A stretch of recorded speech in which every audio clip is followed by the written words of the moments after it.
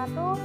Saya Ernia Priliani dari kelas 1M dengan NIM 2021143508. Mata kuliah pengantar pendidikan, saya akan membawakan presentasi dengan tema alat-alat pendidikan.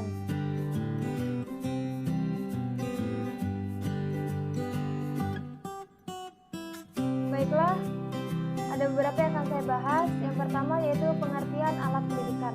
Secara umum, alat pendidikan adalah segala sesuatu yang digunakan untuk mencapai tujuan pendidikan.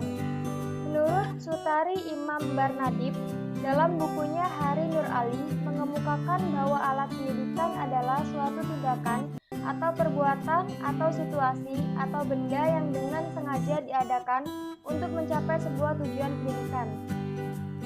Menurut Ahmad D. Marimba, dalam bukunya Hari Nur Ali mendefinisikan alat pendidikan sebagai segala sesuatu atau apa yang dipergunakan dalam usaha mencapai tujuan. Sedangkan M. Ngalim Purwanto dalam bukunya Hari Nur Ali mengartikan alat pendidikan adalah usaha-usaha atau perbuatan-perbuatan dari si pendidik yang ditujukan dalam melaksanakan tugas mendidik.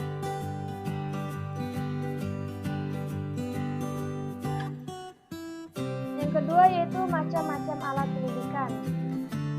Ahmad D. Marimba mengemukakan dalam bukunya Hari Nur Ali, dilihat dari fungsinya, alat-alat pendidikan terbagi menjadi 3 jenis, yaitu 1. Alat sebagai perlengkapan.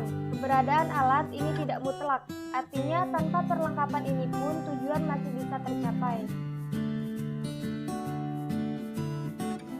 Kedua, alat sebagai pembantu, mempermudah usaha dalam mencapai tujuan. Dan yang terakhir, alat sebagai tujuan, alat-alat yang berfungsi saling membantu.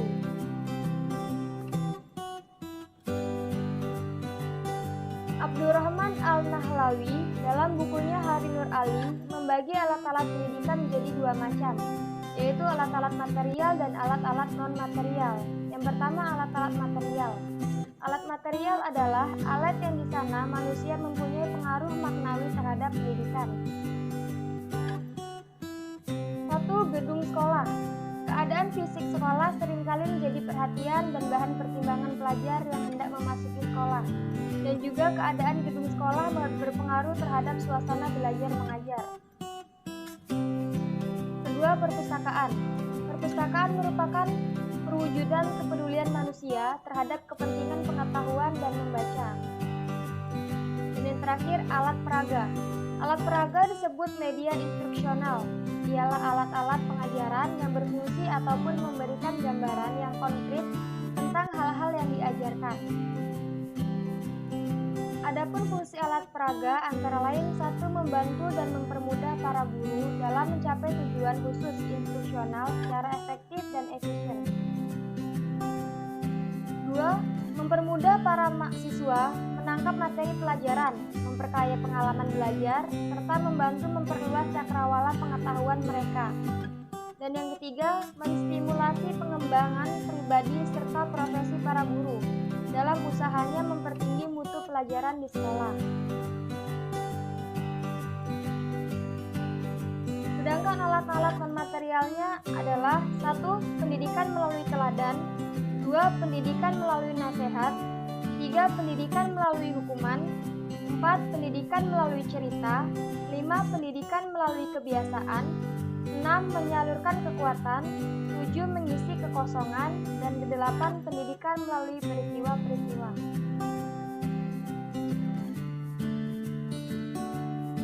Bab yang terakhir yaitu kriteria pemilihan alat pendidikan. Dalam memilih alat pendidikan, pendidik harus memperhatikan beberapa hal. Yang pertama, tujuan yang hendak dicapai. Alat pasti berubah dari masa ke masa dan dari generasi ke generasi. Suatu alat tertentu mungkin dapat digunakan untuk mencapai beberapa tujuan, tetapi mungkin pula tidak dapat digunakan untuk mencapai tujuan apapun. 2. Alat yang tersedia. Alat pendidikan yang digunakan si pendidik itu tergantung dari tersedianya alat itu di sekolahan tersebut. 3. Penggunaan alat. Keberhasilan komunikasi dengan alat sangat dipengaruhi oleh penggunanya. Pendidik pendidik yang kurang cakap dalam menggunakan suatu alat, hendaknya tidak menggunakan alat tersebut. 4. Peserta didik. Kondisi peserta didik seperti jenis kelamin, umur, bakat, perkembangan, dan lingkungannya hendak menjadi bahan pertimbangan pendidik dalam memilih alat. Dan yang kelima, ruang dan waktu. Pertimbangan terhadap ruang bisa didasarkan atas luas tidaknya ruangnya. Bisa pula atas letak geografisnya. Demikian pula, pendidikan di pedesaan bisa berbeda dengan pendidikan di perkotaan. Baiklah, itu saja presentasi dari saya. Apabila ada yang kurang, saya mohon maaf. Kepada Allah saya maaf.